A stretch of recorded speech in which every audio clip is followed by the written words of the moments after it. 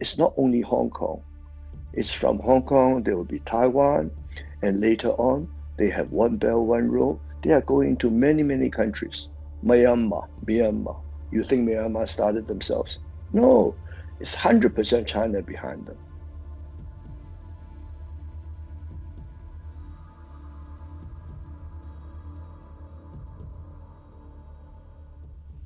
Good afternoon and welcome to everybody. We are in different time zones, I think, in Taiwan, America, and Germany.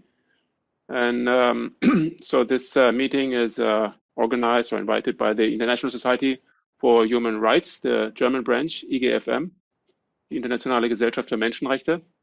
And the title of today's seminar, or it's actually a question, today Hong Kong, tomorrow the world. And my name is Thomas Kalmund. I'm very happy to be the host for this seminar. I'm also having a YouTube channel where I'm dealing with these some China-related topics. And today we are discussing a very comprehensive and important topic, which is not only about the defaulting takeover of Hong Kong by the Chinese Communist regime and how to deal with it. We're also looking forward to ask what would be the next steps of the communist regime in Beijing, and how could the free world eventually respond to these steps. So we really try to also look for positive solutions here. So we invited 3 experts, and I'm happy they're all in the meeting now. They all originate from Hong Kong, but they all don't live in Hong Kong today. So as I already said, one in America, one in Taiwan, one in Germany. And they all have their own personal and special understanding about the triangle situation between Hong Kong, China, and the world. And so we may hear different perspectives also about the potential threat the world is facing now from the growing power of the Chinese Communist Party, or the China under the communist regime. And from the program, you probably may have read, we have 4 specific talking points, which show our speakers may address a little bit more, have some focus on this. So the first is about the consequences of the new security law in Hong Kong, and what is the result, or how to deal with the new comprehensive agreement on investment between China and the European Union, which is also has to be still passed the European Parliament.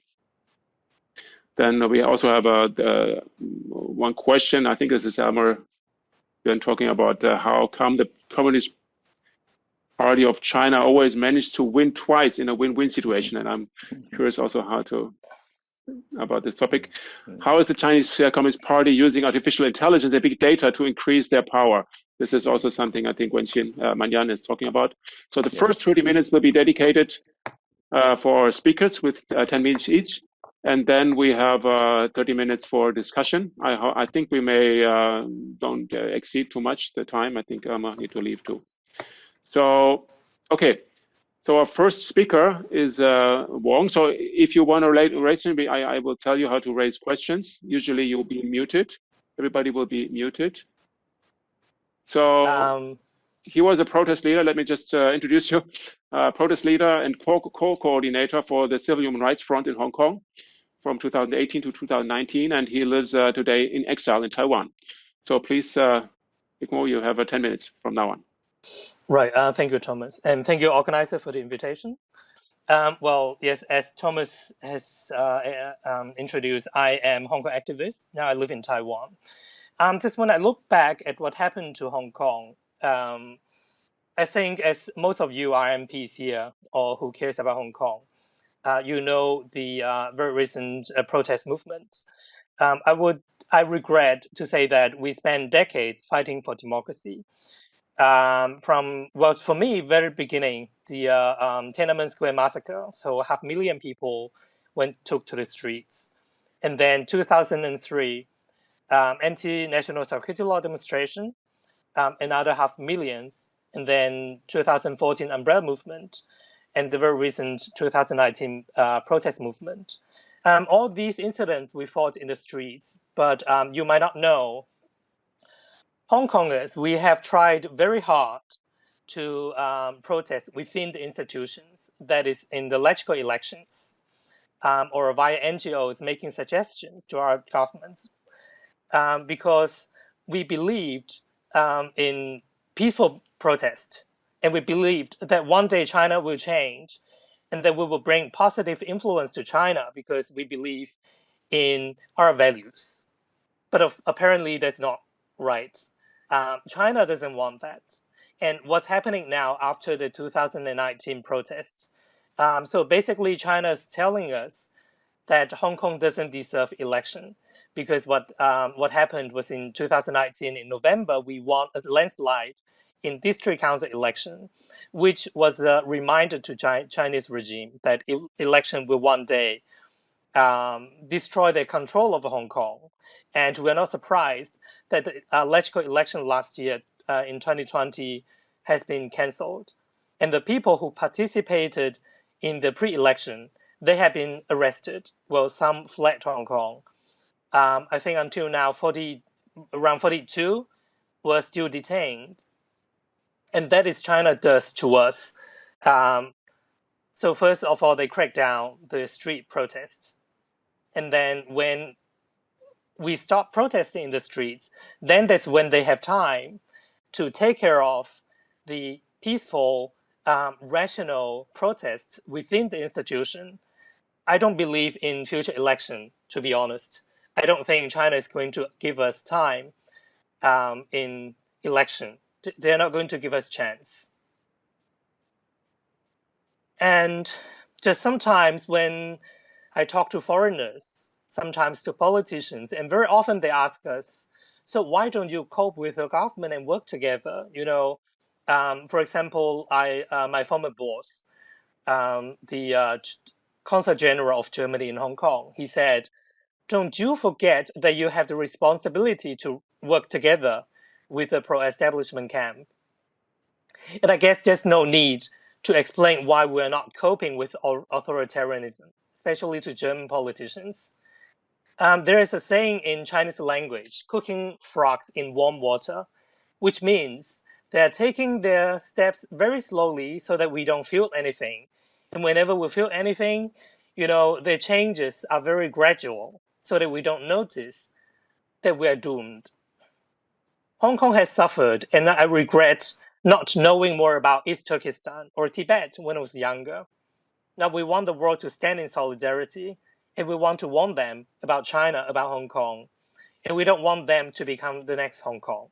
Especially when with Hong Kongers, we fight in solidarity, we believe only when the other parts of the free world stay strong, then we will have a chance.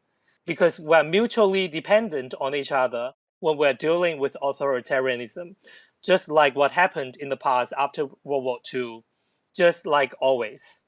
Hong Kong alone will never win. Europe alone will never win either. And therefore, I have some specific points to raise.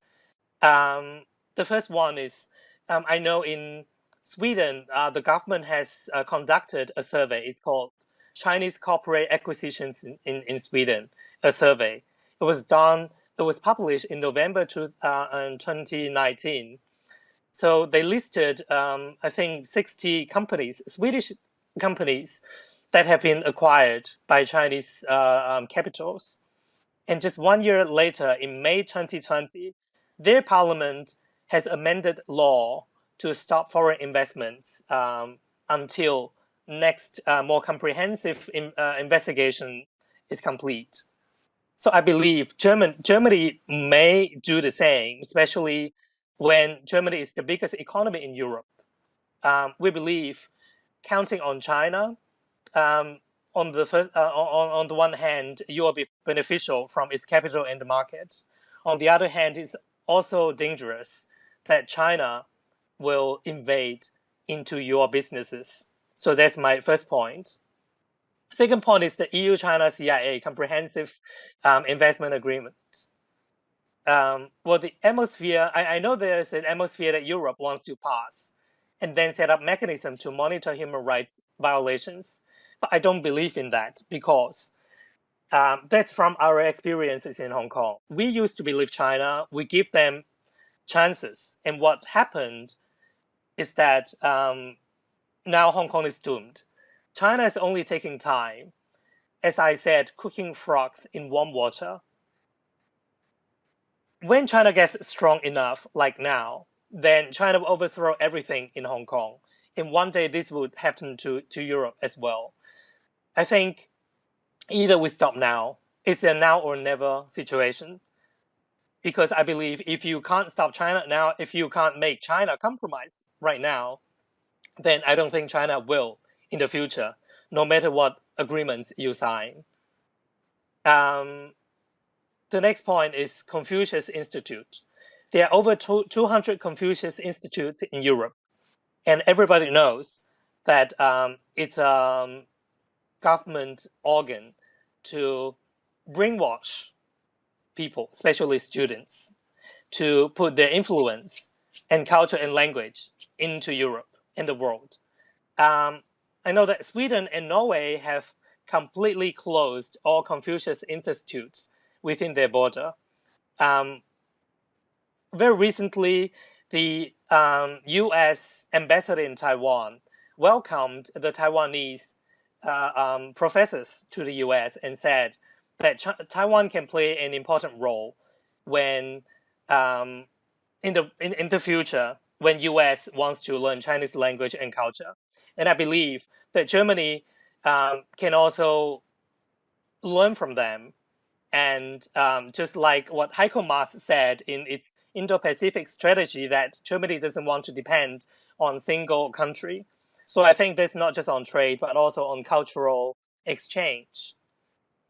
So my question is, I have two questions. The first one is, I have heard about the Indo-Pacific strategy by Heiko Maas and would like to know what's the progress now in Germany. And the second question is, because the European Parliament has passed a resolution about Hong Kong, and it also mentioned lifeboat scheme. But as far as I know, it's very hard to implement a lifeboat scheme because making Hong Kongers special will be discriminatory to other people in need. So I would just like to ask what special measures are taken or are going to be taken by Germany to help Hong Kongers who will need asylum. Thank you very much. Okay, thank you. That's perfect timing. So our next speaker, thank you, Wong. Our next speaker is quite well-known entrepreneur, Elmer Yuan. He is one of the first major investors to do business in China, starting already in 1977. So this is over 4 decades. And he built up one of the largest companies producing digital watches and electronics in the world. And so in relation with his business, he has, I guess, for sure, a lot of contact working with leading politicians and business people in China, Hong Kong, and also in the United States, where he lives today. And yeah, we're delighted to hear from you. Please, Mr. Yuan, the floor is yours. You need to first unmute yourself so we can hear you. Thank you for inviting me. Okay. And I'm 72 years old. I lived 20 years in China, 10 years Shanghai, 10 years Beijing, and about 20 years in Hong Kong, and 20 years in the States. I'm in Washington now, lobbying the American to take down the CCP. Take down means eliminate. And I've been here 9 months. I cannot go back to Hong Kong. I'm like a fugitive. But that's not the point. The point I'm talking about, and I have many, many friends in China. Also in Germany, I used to sell to all the big retailers in Germany, Queller, Nickerman, you name it, Chibo. Anyway, but I know Germany quite well. Today, Hong Kong is similar to West Berlin being occupied by the East German. I mean, that has always been my best example to use, especially for this occasion, because I believe most audience are from Germany. So it's a terrible. Oh, sorry. I just moved you. Sorry. So anyway, it's a terrible situation in Hong Kong. We're losing everything: freedom, rule of law, and democracy, and it's going to get worse. But let me get back to today's subject. I have many, many friends in Beijing, very highest level, all right? And I only left Beijing about maybe 9-10 months ago, and then just stop off in Hong Kong before coming to Washington. Now, of course, I cannot go back. Many Beijing friends have been celebrating, all right? They think they have the entire pandemic under control in China, and the loss of life or something is much less, which is true because they can lock people up in their home without letting them travel. This is their sense of quarantine. But the most important thing is after Donald Trump lost the election, I don't want to go into detail how he lost it. But I call up my friends in China, mostly Communist Party members, and they were celebrating. All right, they say it's a win-win situation, and I ask, how come? They say first we gave them the virus. All right, maybe in the beginning not deliberately, but they let it spread, and then they've warned everybody very, very late, together with WHO. They have delayed the warning to the world at least for 2 months. WHO did not declare a pandemic until middle of March. Yet the virus actually became, in Wuhan, was already spreading in November of 2019, right? So maybe they did not deliberately start it off. And we all know that it came from the Wuhan lab, there's no doubt. But that's not the issue. The issue is they allowed this to spread all over the world. And I was very disappointed when I came to US. Most bureaucrats don't take that seriously. They keep on saying, show me the evidence, show me the evidence. Now, over 500,000 people in the US died, and I don't know how many in Germany. They're still looking for evidence. It's really very weak character, all right, including the press, including the politician, and so on. Terrible. I mean, what is their responsibility to the people? And then so the Chinese said, this is the first win. And the second win, we have taken down the US president without a single bullet. Right? And again, Americans say, show me the evidence. Of course, they suppress all the vote rigging, election rigging in US, all the so-called mainstream media, including Europe. All right, they suppress all the irregularity, the illegal rigging of the election. All right, and now nobody's even allowed to talk about it. Social media was helping them. If you say something like that, they shut you down. So basically, this whole thing was a coup. The China have won 2 times. They weakened the whole economy. They weakened the health of the global citizens. Now they have removed the leader of the free world who was willing to stand up to China. And of course, a lot of people, for whatever reason, dislike Donald Trump. But that's not the issue. He at least was the only one who was willing to stand up and call out the CCP, what they have done wrong. This is a very, very serious matter. I know all the high-level people, both in US and in China. I know it's a very serious situation. It's not only Hong Kong. It's from Hong Kong, there will be Taiwan, and later on, they have One Belt, One Road. They are going to many, many countries. Myanmar. You think Myanmar started themselves? No, it's 100% China behind them. So all these One Belt, One Road, one by one, they are coming. They will support some kind of dictatorial government, work with them, and then control each country. They have a global dominance. It's not secret. I mean, look at anybody look at the communist doctrine or Karl Marx, understand they are not going to coexist with you guys. I mean, you see, they're very clever. They don't come and openly steal your technology. But now this joint investment, what does that mean? They are coming in through equity. All right, they are going to buy up the shares and then control from the board, all right, from shareholders, from the board, and then influence your policy. They have stolen altogether, all right, In China, they made, as you know, in the last 30 years, they made over $20 trillion, all right, of US dollars, all right, 20 trillions. And where is that money? A lot of that money is already have been buying up shares using shelf company, all right, not directly, buying up equity, both in the United States and in Europe and even in Japan. They are running our Fortune 500 companies. And we are still sleeping. We are still sleeping. That's what I want to say. I mean, I'm nobody in Germany or in America. I'm just trying to wake people up. Believe me, they are winning. And our people are mostly still asleep. Thank you. Okay, thank you, Elmer, for this interesting remarks. So yeah, we just move on right away to our next speaker, which is Manyan or Wu Wenxin. And he is Hong Kong, also Hong Kong born, China expert living in Germany today. And he is for decades been a human rights advocate and activist against human rights violations. And in this function, he also is a board member of the International Society for Human Rights in Germany.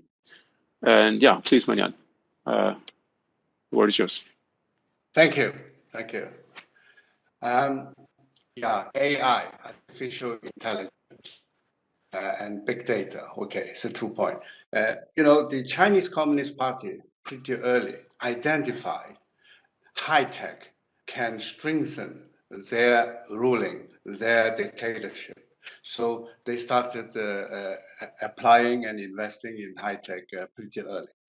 Now in Hong Kong, you know, in Hong Kong they have set up many monitoring camera, and they have been using this camera and utilizing artificial intelligence like facial recognition, so you can recognize the face, and also voice recognition to track down protest activists and arrest them, and many of them got tortured, and many young women or young girls actually got even raped. That's a fact. Now, not only in in Hong Kong, we could experience that. We could even see all these camera and how they mistreated the young people there. But it is, of course, not the only place they are using AI and big data. Inside mainland China is widespread application. In China today, according to their official figures, they have already assembled or installed 600 million cameras all over China, from Beijing to Xinjiang, where the Uyghurs are, from Harbin to Hong Kong, you know, all over the country, because their ambition is the system should be able to use maximum 2 minutes to identify any person showing up anywhere in China, okay? And you have 1.4 billion people, so it can take up to 2 minutes, but maximum 2 minutes, usually much faster. So, and some people may think, well, bad luck for the Chinese, but wait a moment. It doesn't stop at the border of China. Actually, what they want is basically using high tech to collect information about every individual person, and they love to do the same thing also outside China. That's why, sorry, that's why you talk about big data, and then they, you know, all this data will then be processed by, you know, very powerful computer.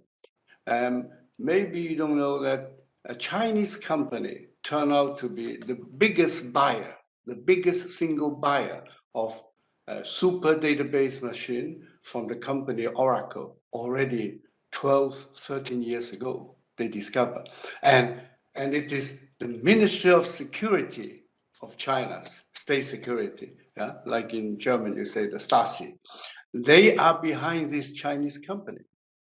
Okay, and that is already 12, 13 years ago. And this is official. This is a question raised by a shareholder of Oracle.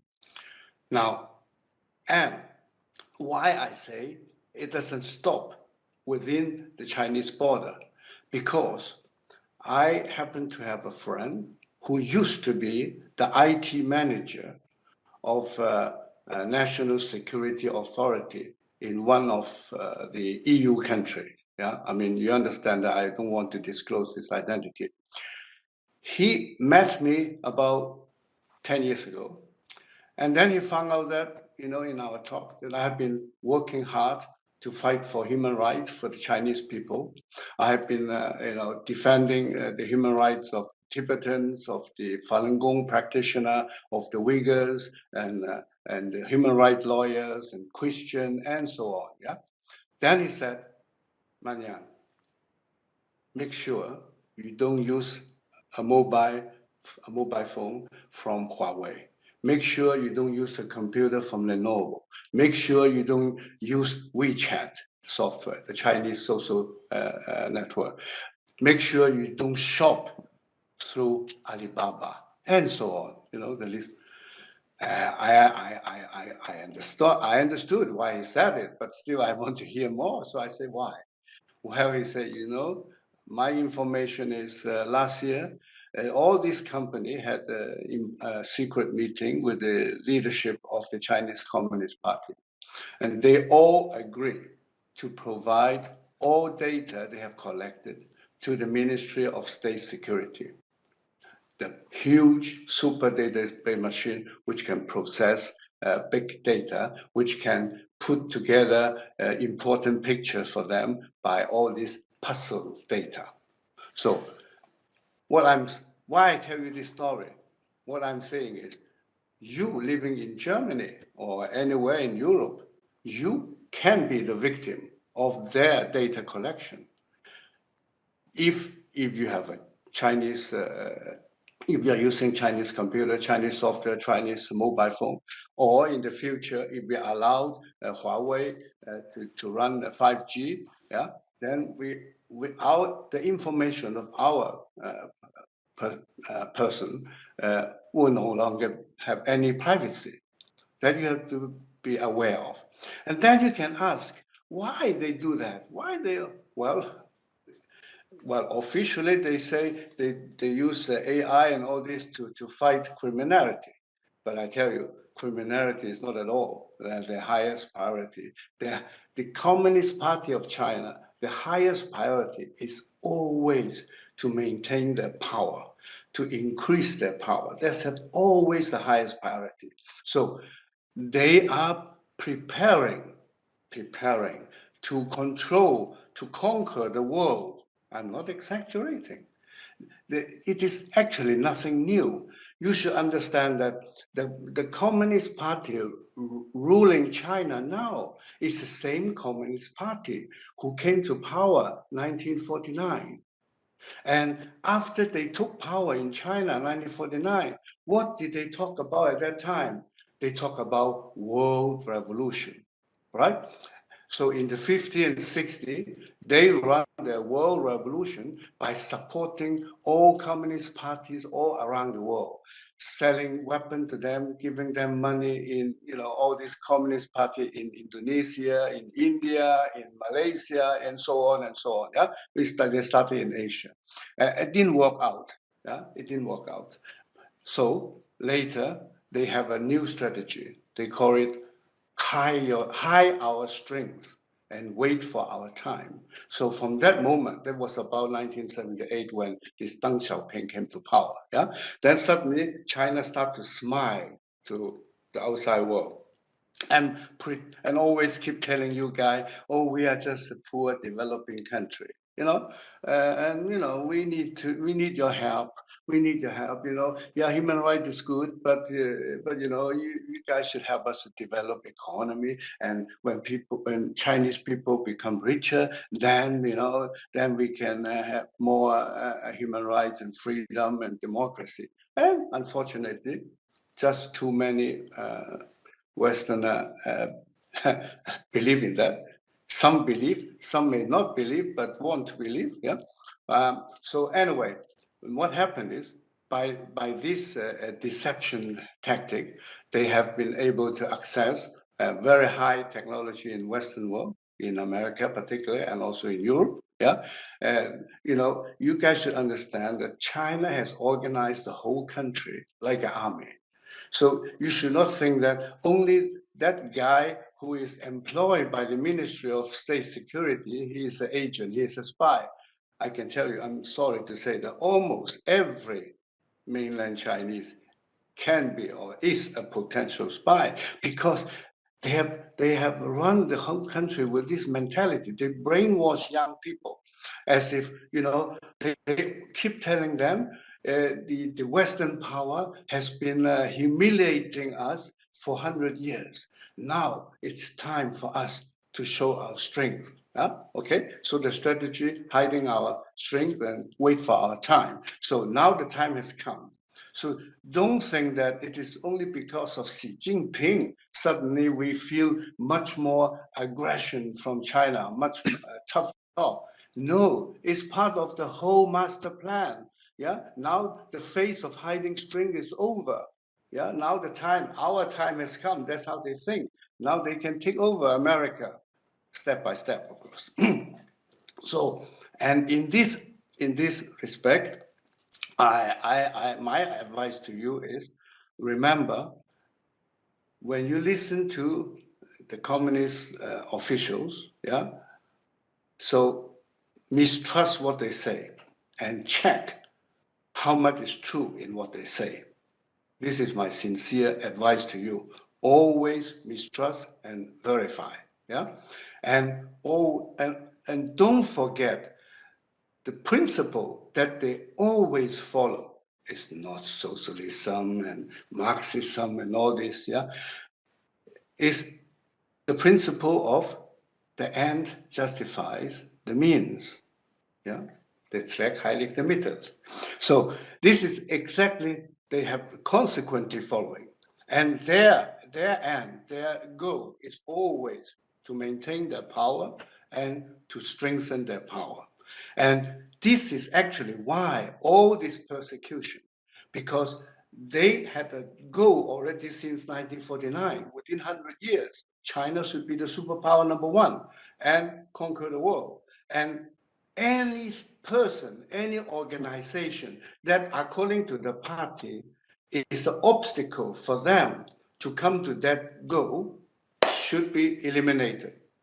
Yeah, this is exactly why they persecute all the faith group. Tibet's Buddhist and Falun Gong practitioner and Christian and the Islamic Muslim in Xinjiang, the Uyghur. They have something in common. They have faith, and faith group seen by the party is the worst groups in the society, because they have no faith group is difficult to crush. Okay, so this is why. Okay, remember that. Thank you. Okay, thank you, Manyan, for your speech. So now we come to the second part where you can raise questions. I think we have a lot of inspiration already from the three speakers. So I think most of you are already familiar with the WebEx software. You can raise your hand.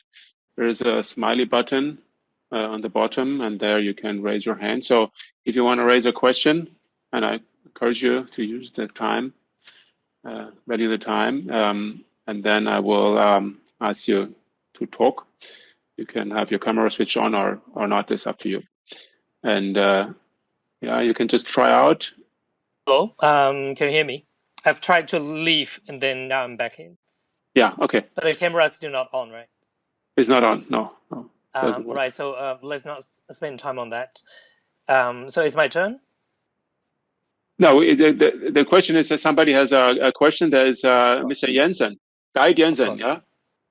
Can you please unmute? You need to please unmute yourself when I call you on. And then, yeah. Yes, oh, thank you. Mrs. Manson. Okay. Yeah. Okay. Good, it is a female name. Thank you. Okay, female name. Okay, okay. I have a question to all three speakers, if that's possible, because we have the European Foreign Minister Council coming up next week, and we already hear and heard this today that they might be issuing for the first time individual sanctions towards the Communist Party officials and certain organizations. And my question to all of you would be, do you think this is a necessary means that would actually fulfill the goal of these sanctions, or do you think that the Communist Party in China would not see them as the kind of sanction that the European Union intended it to be? Okay, so probably just ask the speakers in the order they have the speeches, so we can. Yik-Mo, you can start. Just please make it short so we have enough time for other questions too. Right. Actually, that is my point that I didn't have time to make during my speech. Well, we know the Magnitsky sanction has been passed in Europe. We are now working with other countries, for example, the Netherlands and Sweden, because we know there is difficulty within the EU that some countries like Hungary or Greece, they might veto when or during the action. So that's why we're asking for individual countries, if they have the will to have a multi-state sanction if the EU sanction doesn't work out. And to Guido's specific question, is it enough? Is it the sanction that will have effect on the Chinese CCP? I think if it's only Germany, then no. If it's only EU, well, might be there is a stronger effect. And I think the more countries they are in, the more powerful it will be. And that is why we understand that member states of the EU and other countries like Norway, not in the EU, you always want to do it in solidarity, because the more countries, the more powerful it will be. So I think, yes, this is a kind of sanction that we want. And we understand that only sanctions is not enough. There must be other means to make China understand that what China does is not okay, and the international community will take more actions to make sure the human rights situation is okay in China. Okay. Thomas, can I talk? Thank you. Yeah, please. Yeah, your Yes, mic is on. I'm here in Washington, and I've been watching. Been 9 months. Sanction helps, but sanction is not going to solve the problem. The only way to solve the problem, we have a long-term view. Not even decoupling with the CCP or PRC is going to work. The world, fortunately, is moving in the right direction, is to isolate the CCP. Isolate. Forget about doing any business with them. It has to stop. Isolate until they give up communism, and then you will have a much bigger market and bigger customer to do business with you. Chinese economy can grow 10 times without the communism. Look at Taiwan, look at Hong Kong, look at Singapore. We Chinese can manage unbelievable business. We are as smart as anybody, all right? And with such a big market, we can do huge miracles. What the communists are doing is they are only pushing down the salary of the workers, all right, and try to show you that they can deliver cheap goods. And also they just show you, oh, we have 1.4 billion people who can come in. We need to surround and circle China, isolate them, force them to get rid of communism, and then that is the long-term solution. And Germany, businessmen and so on, they have to understand that. Otherwise, the communists will come and eat your lunch. Thank you. Okay, thank you, Elmer. So, last speaker, Manyan, you need to please unmute first. Okay. Shall I make a comment on it? Okay. Yeah, please. Yeah. I totally agree with Elmer. You know, sanction does help. I recalled in the time of Pompeo, when he was the Secretary of State, he announced a sanction against both top official in Beijing and top official in Hong Kong. And I think it was really, it does help, because the sanction lead to that, for example, Carrie Lam, she's basically the governor of Hong Kong, or they call it chief executive, and she couldn't even get her salary through bank transfer, because all banks need to do business with American dollar. And when American sanction, no bank can even do any business with this sanctioned person. So Carrie Lam could only get a huge bag of cash every month, and she can't go anywhere because no major airliner will sell her a ticket. No big hotel will even let her to book a room. So I mean, she survived, of course, but it has a kind of moral effect, yeah, and that strengthens the unity of the suppressed people in Hong Kong. So that's why I agree with Helmut. The sanction help, but that doesn't solve the problem. Yeah, and I fully agree. To solve the problem, we have to isolate the Chinese Communist regime.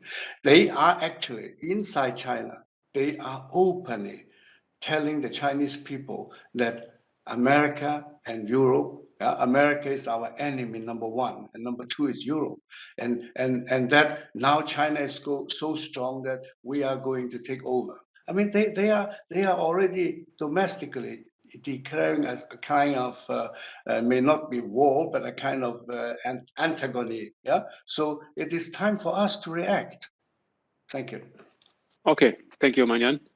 So please, Anissa Anderson, we can also, I have some question also in the chat. I will try to come to this later. First, please, Anissa Anderson. Okay. Hello, my name is Anissa Anderson. I come from Hong Kong, but live in Germany. I am the chairperson of Hong Kongers in Germany Association.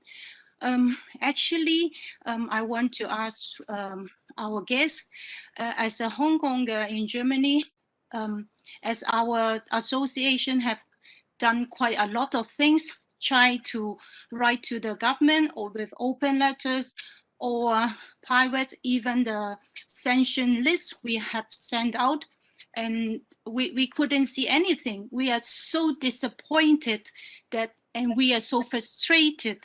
What can we do to help our people in Hong Kong? I have totally agree also sanction helps, but I also understand especially the point from Germany that we have to keep close or the good relations between with China, but as our counselor always say, we need dialogue. How many dialogues have been asked, and what is the result of the dialogue? And I want to ask our guests, what can we do, or what is the plan to push the EU Parliament, or especially where I'm living, Germany, and what should we do to draw the attention or to raise our a problem and let the German government or the EU try to involve to help us? Because actually we have an open letter with IGFM just a couple weeks ago, and we asked for sanction.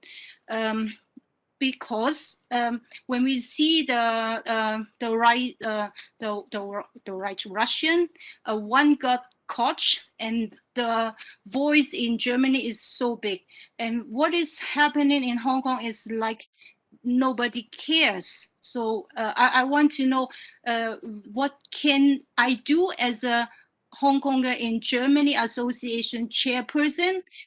What can I do, or what should Hong Konger who living abroad can do? This is my question. Okay. Thank you. Okay, thank you. So is there anybody from your side, Emma, or My simple recommendation is don't elect any politician that supports China. As simple as that. Most of them are being are being somehow, all right, controlled by the CCP. Trust me, all right? They are very, very good at it. It's the same in US. In US, I talked to many congressmen, and now the people have woke up, and all the congressmen, of course, directly represent the people. And they are very, very anti-CCP. The word they use is ABC, anything but China. Don't buy anything from China. Don't elect any politician supports China. Isolate them. Thank you. Okay, Manyan, do you want to you need to please unmute.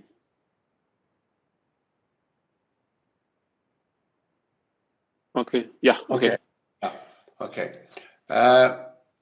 Yeah, I think I fully agree with Elmer, and I think the German government and German parliamentarians, I think when you work out your future or a new China strategy, it must be a strategy much more based on universal values than based on economic interest. I mean, we have had behind us, I mean, in the past, we have had a China strategy which has been paying too much attention to economic interest. Yeah, of course, it's also a factor, but much more important is to the universal values such as freedom, human rights, democracy, and also to the national security of Germany and national security of Europe. And please, you have to remember that the Chinese Communist regime is the master of deception. They are so good in lying and cheating.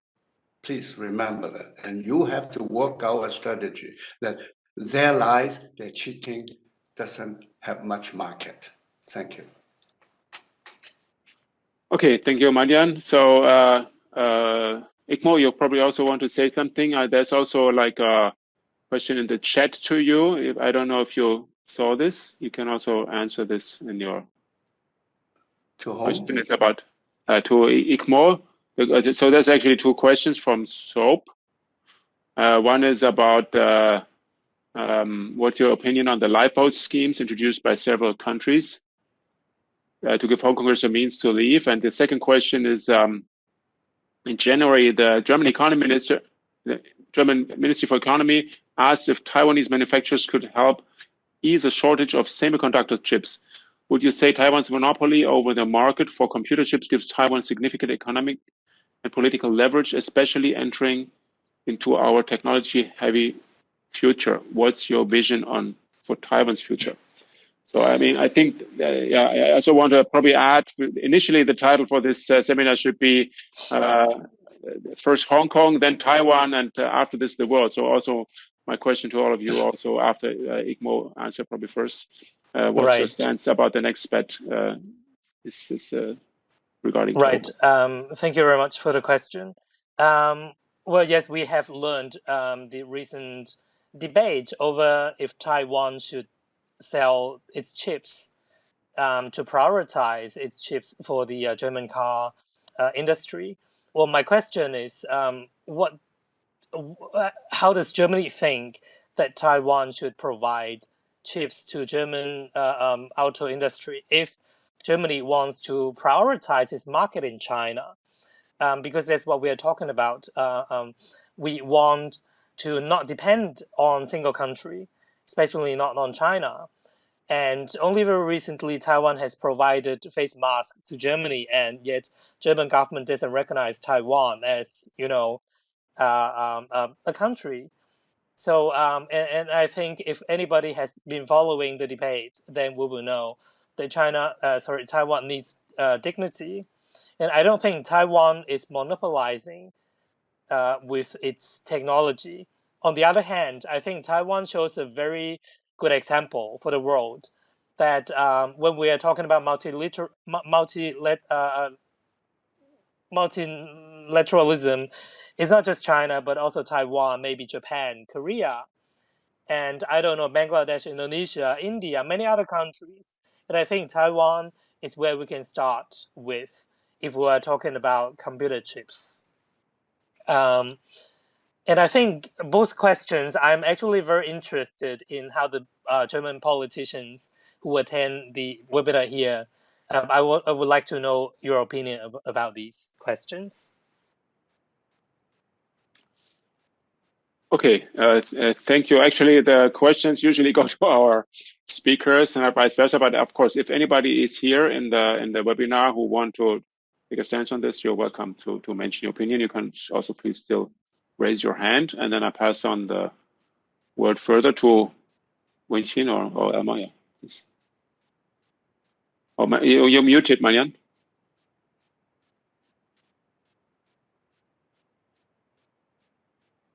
Okay, I can say a few words. Can you hear me?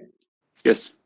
Okay, so yeah, I think you know, Taiwan is really a leading country in semiconductor technology. Yeah, of course, a lot of high tech they need are coming from the U.S. Yeah, and this is why when U.S.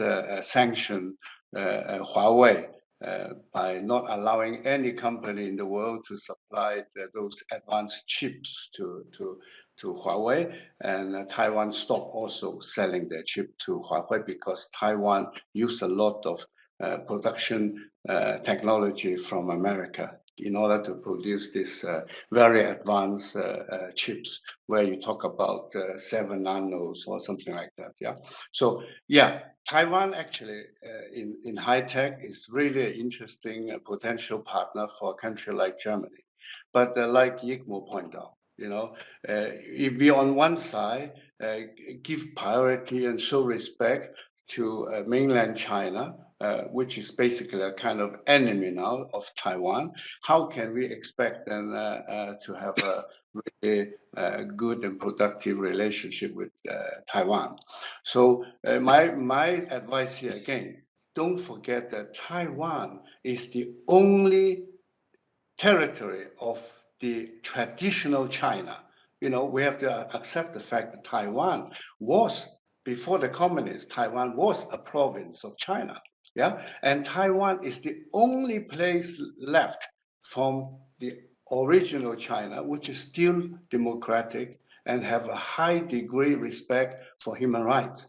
And so for me, it's actually is terrible that I'm not blaming anyone, but when I see that in this world, so many governments put attention on their relationship with Beijing and for just ignore Taiwan, this is not in balance. If we are really a believer of democracy and human rights, then we have to, again, as I said before, we must have a China strategy based on universal values. Yeah, and that I think in the long run will be very beneficial for Germany. I think Elmer say something here. He is an expert in semiconductor. Thank you. Okay. Thank you. Yeah, please, Emma. Taiwan is in a position with this shortage going on right now. And I'm advising the Prime Minister of Taiwan to come to Germany and ask for a diplomatic recognition of Taiwan, the Republic of China, and in return for full supply of semiconductor to the German industry. Very simple. Very simple. Taiwan is definitely in the leading position because they are the biggest supplier, of course, of chips to Infineon, and so make a deal. You recognize me diplomatically, I give you 100% of what you need. Thank you. Okay, thank you so much. We have probably a few more minutes left, so please use the opportunity to raise your questions to our speaker. So, one more thing.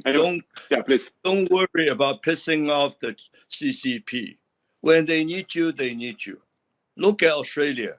All right, they were trying to do everything against Australia, and the Australians stood strong. In the end, all right, they won all the battles. So don't worry about CCP not buying from Germany. It's not possible. They need you. Thank you. Okay, so my question for you is also what, from your point of view, would be the best scenario, what could happen regarding to the development in China? I mean, we see a big threat coming, so but what from your part would be the most ideal scenario, what could happen or what should happen, so in this year, 2021, that the outcome would turn to the good? Thomas, the Chinese are desperate. The CCP are desperate. Their economy is in very, very serious trouble. And then Xi Jinping is trying to pop it up, all right? Huge debt problem. If we continue the isolation, they will be forced either to surrender or to attack Taiwan. All right, they have to do something. Right now, they are urging the Anchorage meeting, not the American. America was coming home. All right, so make a stop in Anchorage for refuel, and the Chinese insist on having a meeting, all right, which looks very simply. So what I think the Chinese economy, if you isolate them for 1 year, they will give up communism. Trust me. Thank you. Okay, that's a strong point. Thank you. So Manyan, what do you? Yeah, I fully agree. America started a very interesting new China policy the last 2-3 years, right? And part of the policy is to not just to block the further stealing of intellectual property, stealing high tech to China, but also to block the capital flow from American capital market to China. You see, these two things is vital for the Chinese economy. They still need, although they have now mastered some technology, they still need more technologies from the West, and they still need more capital from the West.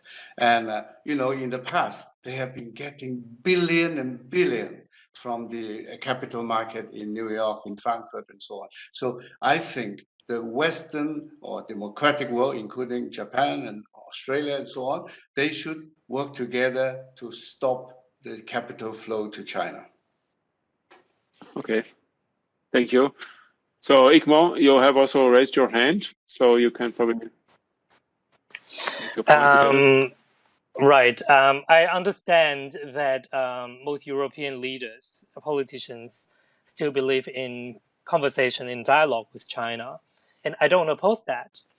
But I only think that in order to have efficient dialogue, we have to make sure that China will keep its promises and that we're in the same level to discuss things. Well, I would like to tell a very short story that we all know from our childhood. That is when you go to a shop back in the old days. When you go in, you don't immediately show the shopkeeper what you like most, because otherwise you lose your bargaining power. When you like a dress, when you like a pair of jeans, you look around. You don't shout out, "Oh my God, this is my dream jeans," because otherwise the shop will know that no matter what price they raise, you will buy it. And that's exactly what happens right now, because China knows Europe is willing to compromise. And we can see from what has happened that Europe would also compromise with the CAI just to make sure that it can trade with China. So China knows that Europe needs China.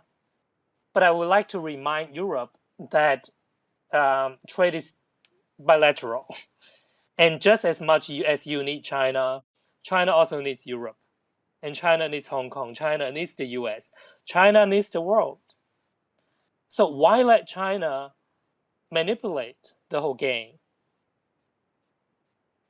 So I think trading is okay. It's unavoidable. But I might have a little bit different opinion as others, just a tiny bit. I think trading is okay, but make sure that China make things right, not violating human rights. And in order to do that, you have to show China that you are not going to compromise. So let's start with CAI. Thank you. Okay, thank you. We're almost in the end. Elmer, you want to respond to this from your perspective, or we're almost some closing notes from your part? We have already time to end. I believe in the total cutoff. Thank you. Okay.